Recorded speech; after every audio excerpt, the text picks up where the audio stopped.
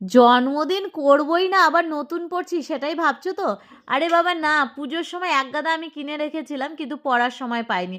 এটা ট্রেন্ডসের থেকে নিয়েছিলাম, তো আজকে কাজে চলে আসলো। আর তারপর একটু রেডি হয়ে চলে এসেছিলাম মার্কেটে। তো আমার জন্য কি নেবো ভাবছিলাম।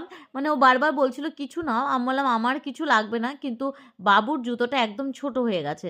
তার জন্য ওর জন্য একটা জুতো নিচ্ছি। গত দিনও পরাতে গিয়ে আমার খুব খারাপ লাগছিল, মানে চেপে চেপে পরাতে হচ্ছে। জুতোটা নতুন রয়েছে কিন্তু চেপে চেপে পরাতে হচ্ছে। তো ওর জন্য নিলাম, আর মনার জন্য একটা না নিলে ও মনে কষ্ট পাবে, ওর জন্য একটা নিয়ে নিলাম যে শীতে পরতে পারবে।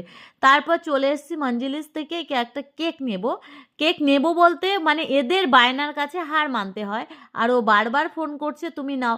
গতকালের ভিডিও তো করা হয়নি, গতকাল পোস্ট করেছি তোমাদের, যে মায়ের হিসাবে ছিল আমার গতকাল জন্মদিন, যার জন্য মা বারবার বলছিল পায়েস করে খেতে, পায়েস করেছিলাম।